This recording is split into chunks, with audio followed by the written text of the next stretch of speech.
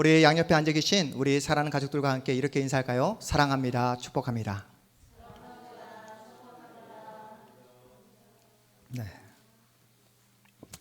네, 감사합니다.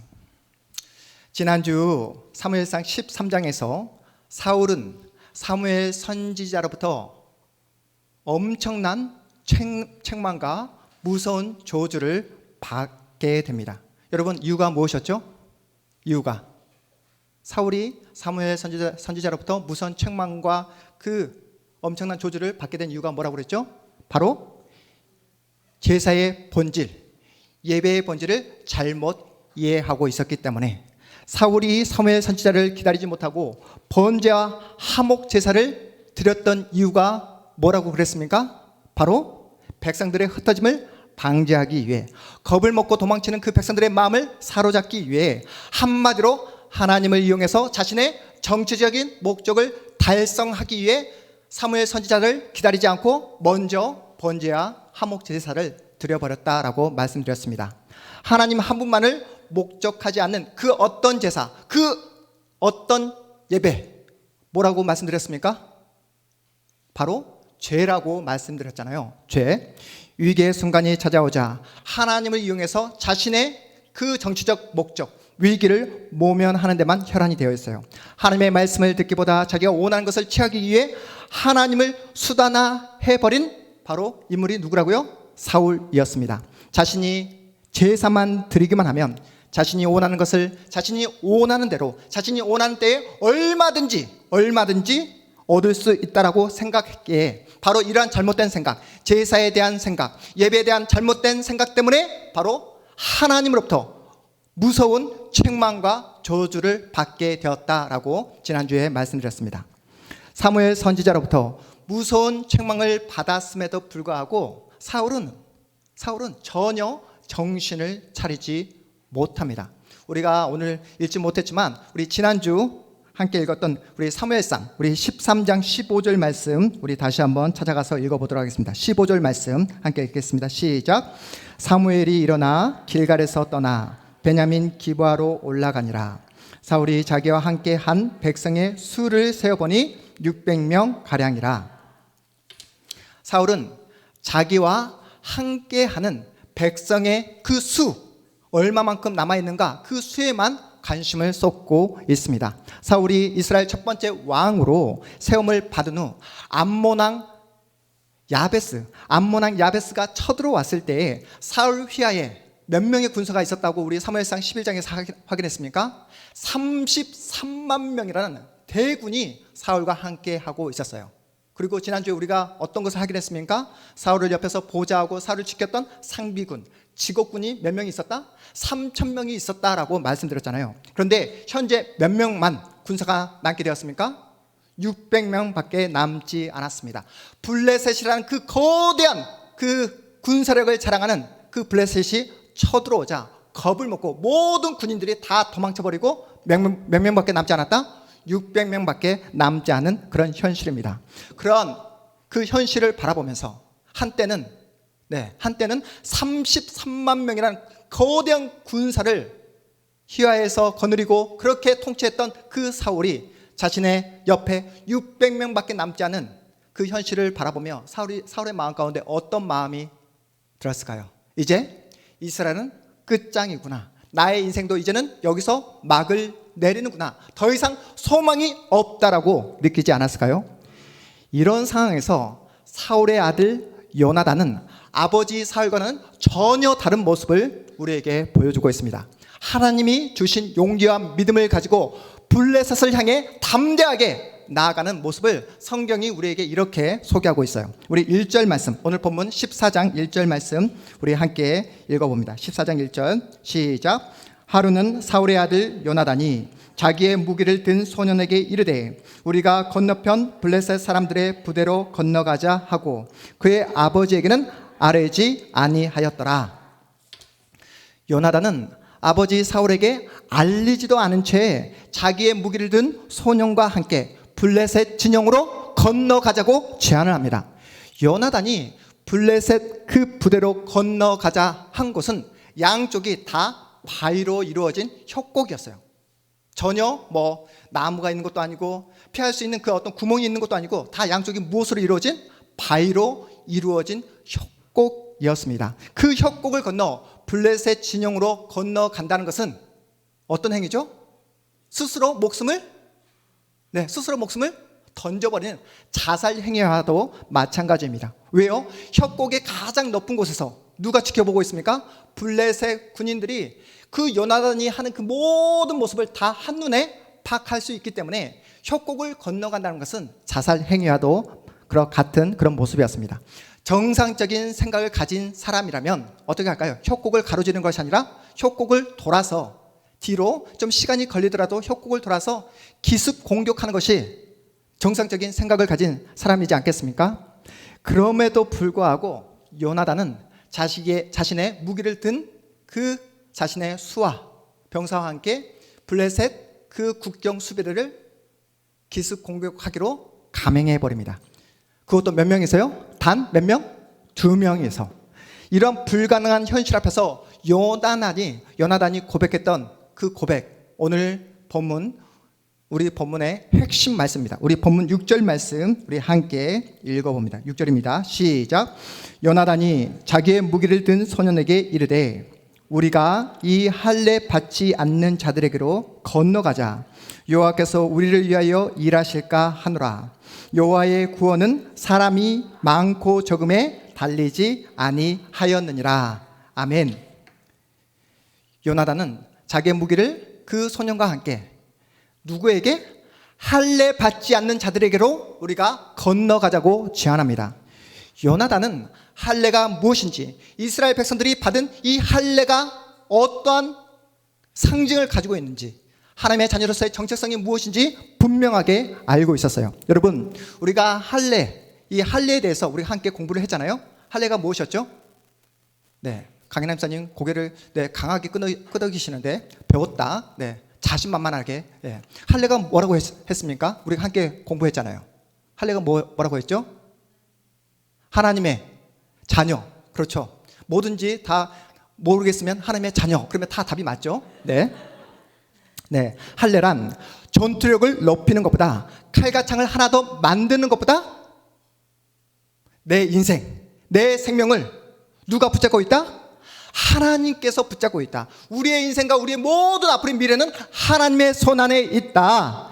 그 세상이 자랑하는 군사력, 세상이 자랑하는 그 경제력에 우리의 인생이 달려있는 것이 아니라 우리의 인생은 하나님 손에 달려있다. 오직 하나님의 인도와 하나님의 도움을 통해서만 존재할 수 있는 언약 백성이라는 사실을 무엇을 통해 보여주고 있습니까? 할례를 통해 우리에게 보여주고 있습니다. 이것이 바로 할례의 정신입니다.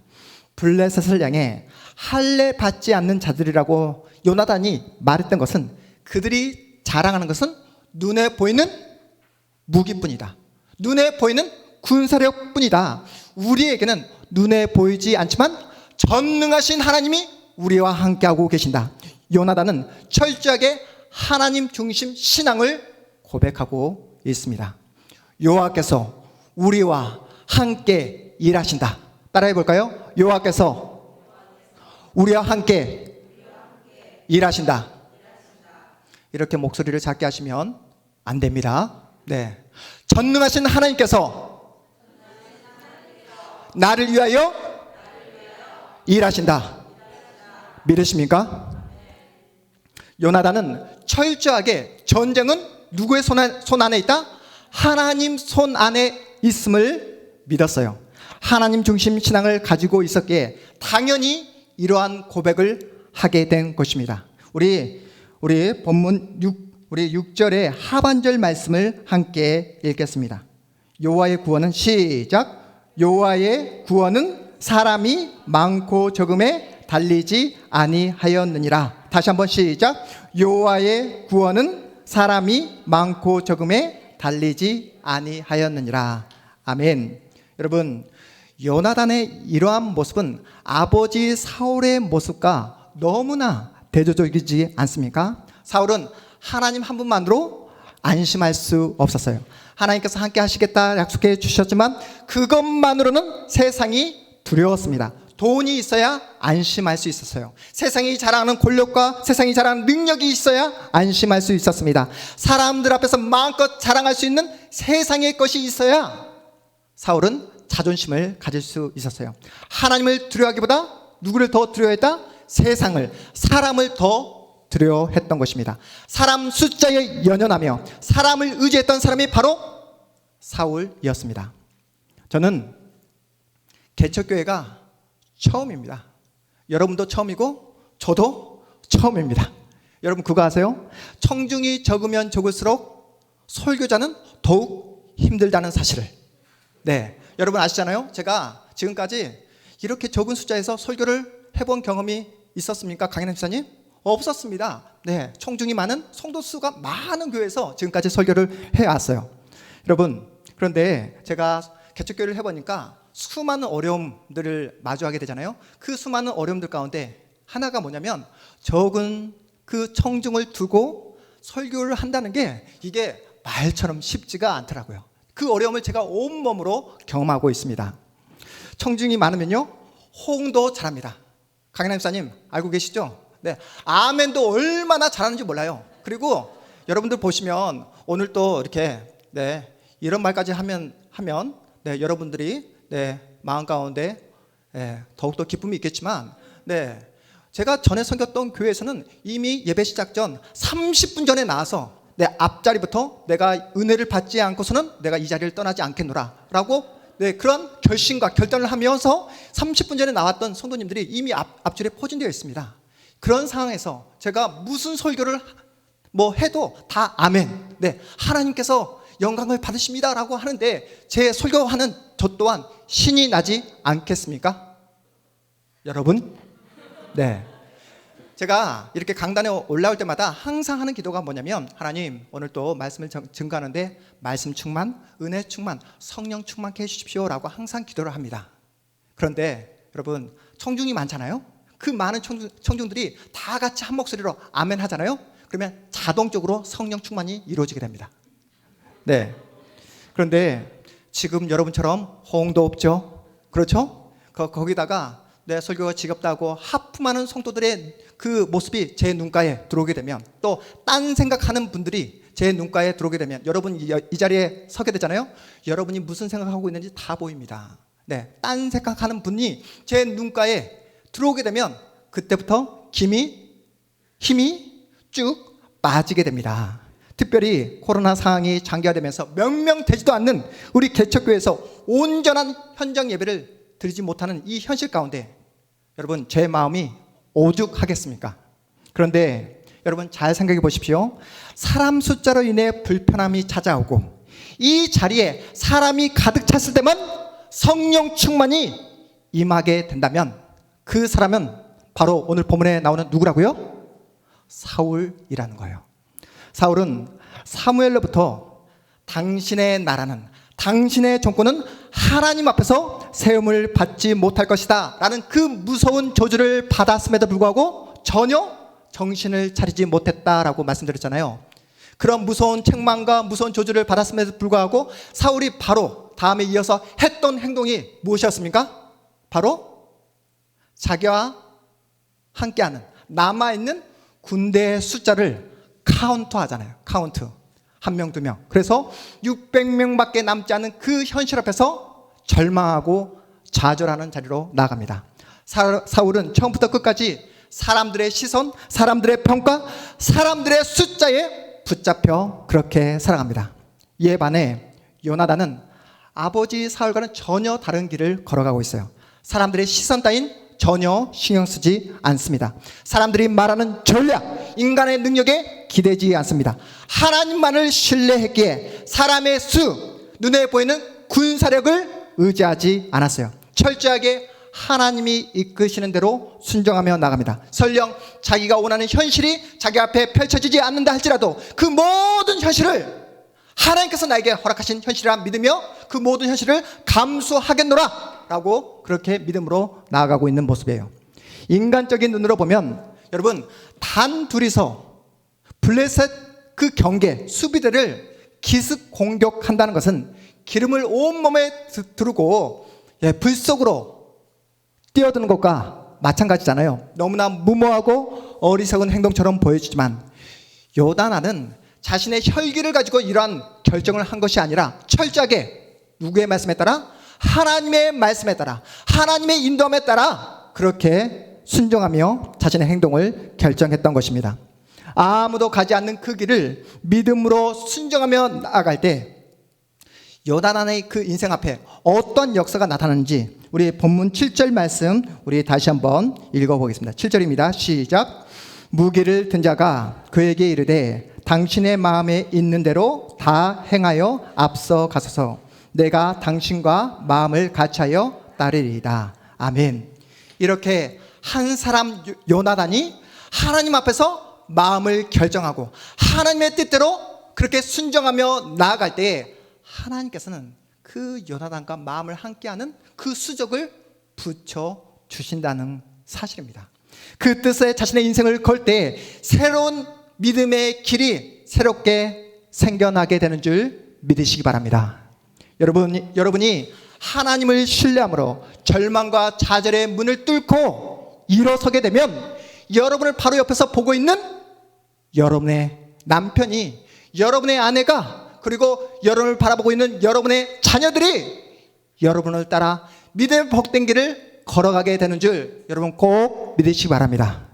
내가 당신과 마음을 같이하여 따르리이다. 내가 당신과 마음을 같이하여 따르리이다. 이렇게 하나님이 주신 믿음으로 무장한 이 두 사람은 블레셋 수비대를 기습 공격합니다. 우리 본문 14절 말씀 함께 읽어보겠습니다. 14절입니다. 시작. 요나단과 그 무기를 든 자가 반나절 가리 땅 안에서 처음으로 쳐 죽인 자가 20명 가량이라. 두 사람이 블레셋 국경 수비대를 기습 공격해서 블레셋의 군인을 몇 명 죽이게 되었다고요? 20명을 죽입니다. 여러분 성경을 보십시오.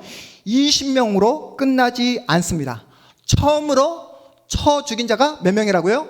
20명. 그것은 앞으로 엄청난 블레셋 군대의 그 군인들을 앞으로 죽이게 된다는 그 암시를 우리에게 보여주고 있는 말씀이라는 거예요. 이어서 바로 이러한 사건이 일어나게 됩니다. 우리 15절 말씀도 함께 읽어봅니다. 시작.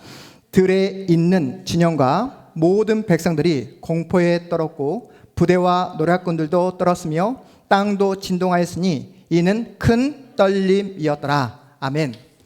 히브리 성경을 보면 큰 떨림 앞에 엘로힘이라는 단어가 있습니다. 큰 떨림이었더라 라는 그 표현 앞에 여러분 각주가 있잖아요.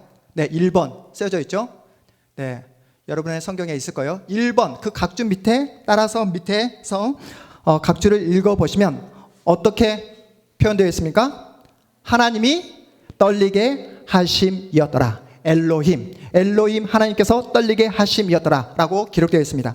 이 큰 떨림을 일으키신 분이 누구라고요? 바로 전능하신 우리 하나님, 이스라엘 하나님이라고 분명하게 밝히고 있습니다.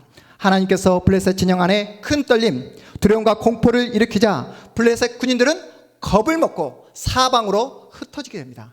그 사방으로 흩어지면서 블레셋 군인들은 어떤 착각을 갖게 되냐면 이스라엘 군인들이 전면전을 펼쳤다, 기습 공격해서 우리를 죽이려 한다는 그 착각에 서로가 서로를 향해서 칼을 휘두르며 죽여버리는 그런 창극이 일어나게 됩니다.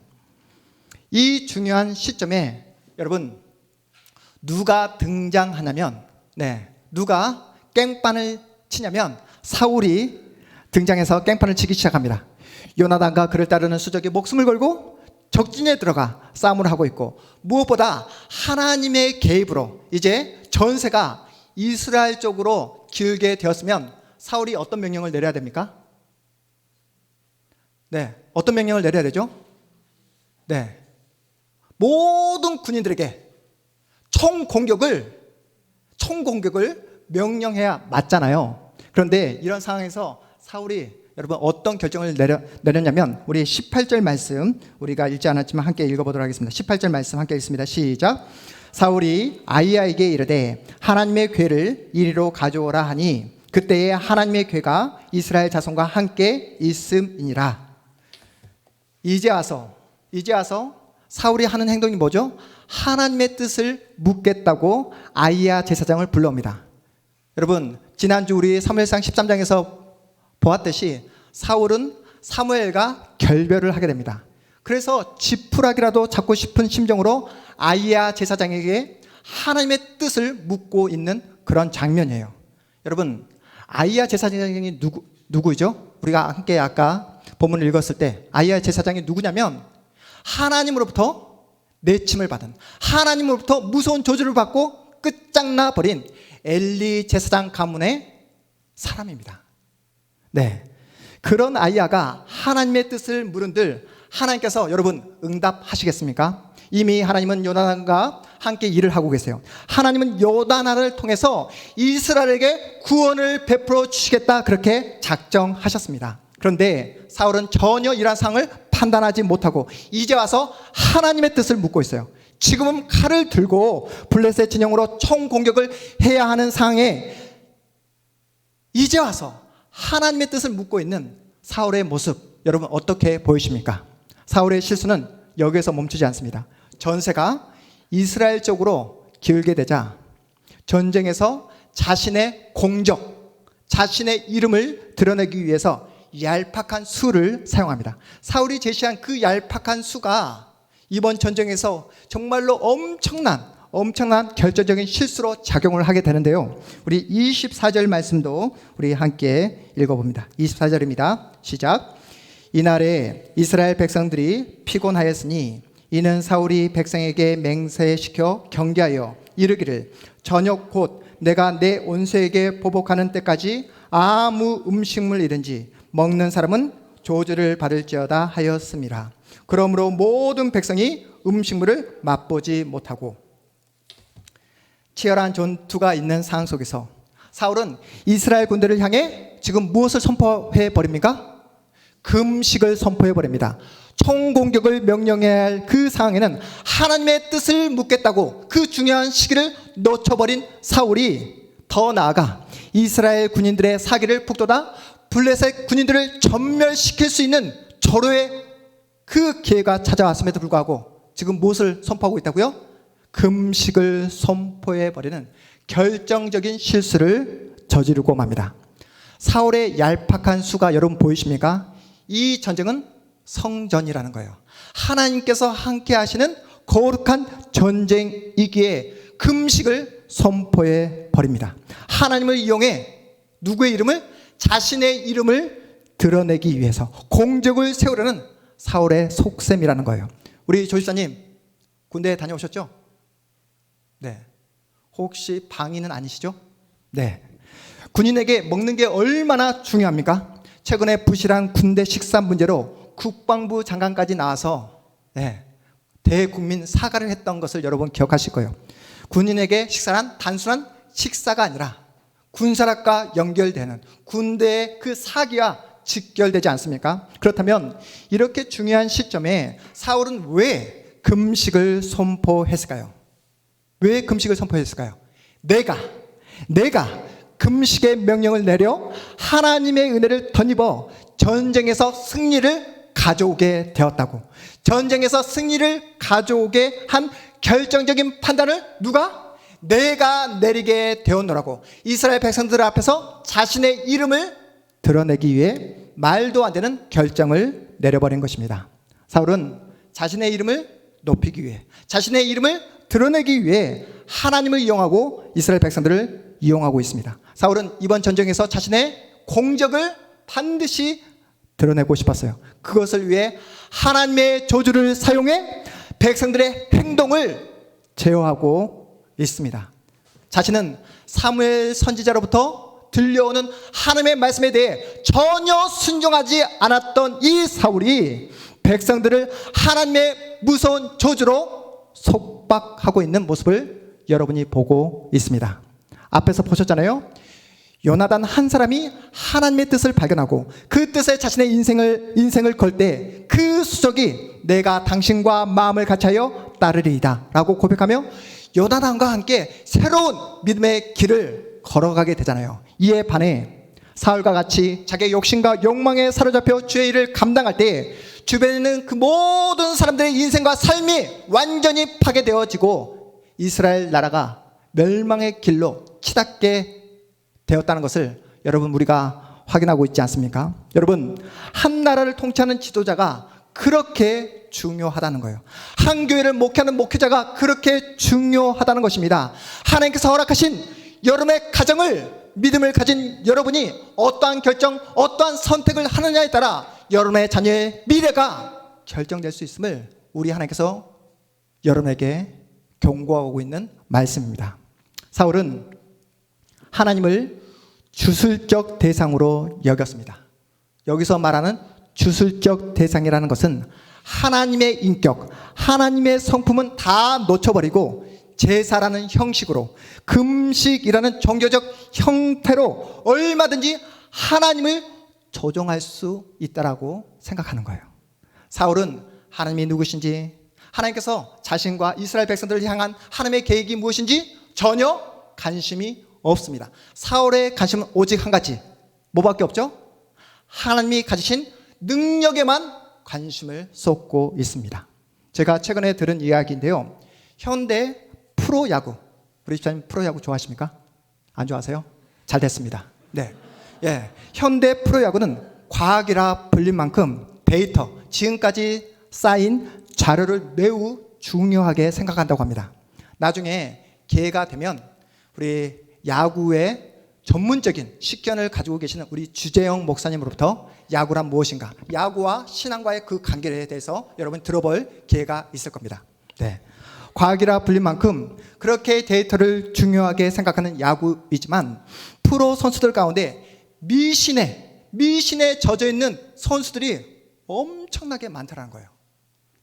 흔히 징크스라고 말하지 않습니까?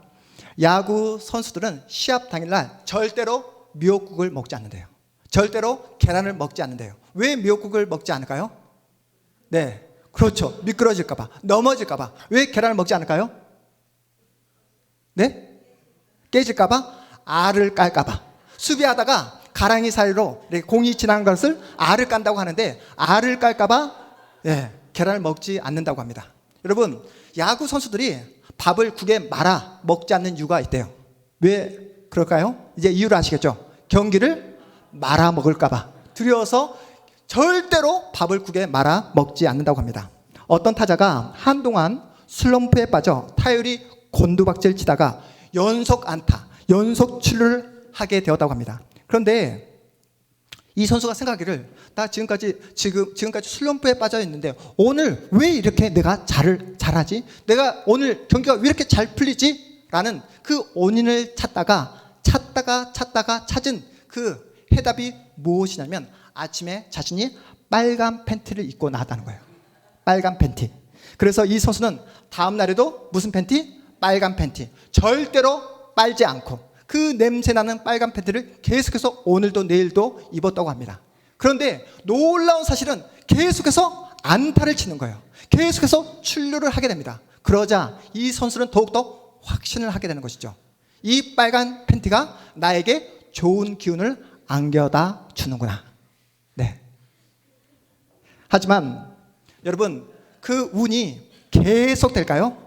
네. 그 선수가 믿었던 그 우주의 기운은, 빨간 팬티의 그 기운은 거기까지이고, 어느 순간 삼진을 당하게 되고, 어느 순간 병사를 당하게 되어서 결국 어디에 수렴하게 된다고요? 자신의 타율, 자신의 실력에 수렴하게 된다는 사실이에요.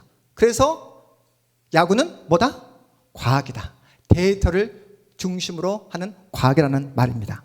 여러분, 야구 선수뿐일까요? 우리 주변에 징크스에 사로잡혀 살아가는 분들이 얼마나 많은지 모릅니다. 예수를 믿고 있지만 자기만의 징크스에 사로잡혀 그렇게 신앙생활을 하는 분들이 너무나 많이 계세요. 하나님 앞에서 밥 안 먹고 땡깡을 부리면 하나님께서 내 이야기를, 내 상황을 잘 들어주시더라 라는 그런 생각 때문에, 그런 생각에 사로잡혀 있으니까 문제가 발생되어지면 그 문제를 붙잡고 하나님 앞에서 바로 기도하고 문제를 해결하려고 하기보다 문제가 발생되면 바로 기도원으로 도망치는 분들이 계시다는 거예요. 하나님에게 관심을 갖기보다, 하나님의 뜻, 나를 향한 하나님의 계획이 무엇인지 관심을 갖기보다 어디에 관심을 가지고 있는 분이라고요? 하나님의 능력에만 관심을 가지고 있는 전형적인 모습입니다. 사울이 여러분 요나단과 대조되는 모습, 성경이 오늘 사울과 그의 아들 요나단을 우리에게 보여주면서 우리에게 던지는 메시지가 무엇일까요? 눈에 보이는 것이 전부가 아니라는 거예요. 사람의 많고 적음이 전쟁의 승패를 가르지 않는다는 겁니다. 하나님을 신뢰하고 있는가, 하나님의 뜻을 순종하고 있는가, 가장 중요한 것은 하나님과 나와의 관계가 가장 중요하다라고 말씀하고 있습니다. 성경은 계속해서 우리에게 말씀하고 있는 내용이 무엇입니까? 하나님을 믿으라. 누구를 믿으라? 하나님을 믿으라. 하나님과의 그 관계에 집중하라고 우리에게 말씀하고 있습니다. 우리의 삶을 통치하시고 인도하시는 분은 오직 하나님 한 분뿐이라고, 우리의 삶에 참된 기쁨과 만족과 우리에게 힘을 공급해 주시는 분은 누구밖에 없다? 하나님 한 분밖에 없다. 나의 인생을 선한 길로 인도해 주시고 내 인생을 붙잡고 나를 위해 일하시는 분은 오직 하나님 한 분밖에 없다라고 우리에게 한결같이 말씀하고 있습니다. 그러니 기도하실 때 우리가 어떻게 기도하자고 하나님 앞에서 약속했습니까? 환경을 고쳐달라고 기도하기 전에, 나의 조건을 더욱더 편안하게 해달라고 요구하기 전에 나를 사랑해 주시고 나를 구원해 주신 하나님이 누구신지 바로 알고 그 하나님을 더욱더 뜨겁게 사랑하는 하나님의 사람이 되게 해달라고, 나를 구원해 주신 예수 그리스도를 바로 알고 예수님만이 나의 참된 기쁨이요 참된 만족이요 참된 길이라는 사실을 알고 그 예수 한 분만으로 만족하며 기뻐하며 감사하는 참된 그리스도인이 되게 해달라고 우리 그렇게 기도하자고 약속했잖아요. 그래서 어떠한 상황 속에서도 하나님을 의지하고 더 많이 하나님 앞에 엎드려 하나님 앞에서 기도로 나가는 여러분의 앞으로의 인생 되시기를 주님의 이름으로 축복합니다. 지난주만 하더라도 에어컨을 틀어야지만은 우리가 예배를 드릴 수 있을 만큼 날씨가 더웠습니다. 그런데 오늘 갑자기 히터를 틀게 되었어요. 네, 한파가 왔다고 합니다.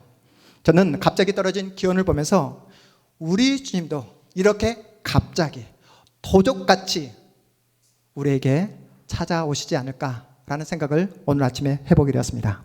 다시 오실 주님과의 만남을 기대하며 우리가 오늘을 믿음으로 준비해 보자고요. 여러분, 예수님이 이 땅에 오실 그날이 임박했음이 느껴지지 않습니까? 코로나 이 상황 때문에 그런 것이 아니라 우리 예수님은 언제든지 이 땅에 오실 수 있기 때문이에요. 지금 당장 이 시간에 우리 예수님이 오신다 하더라도 전혀 이상할 게 없습니다.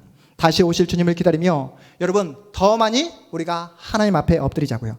눈에 보이는 이 세상이 전부인 것처럼 그렇게 살지 말고, 우리가 마주하는 이 현실이 영원할 것처럼 그렇게 생각하지 말고 영광스러운 하나님 앞에 설 날을 기대하며 소망하면서 믿음으로 오늘 하루를 살아가 보자고요. 더 이상 사람들의 평가, 더 이상 사람들의 시선, 더 이상 사람들의 숫자에 연연하며 그렇게 세상의 평가에 일희일비하며 사는 것이 아니라 오늘 우리에게 주신 생명의 말씀을 붙잡고 주님께서 우리에게 가라하신 믿음의 그 길을, 진리의 길을, 생명의 길을, 우리에게 주신 생명의 말씀을 붙잡고 그렇게 살아가 보자고요.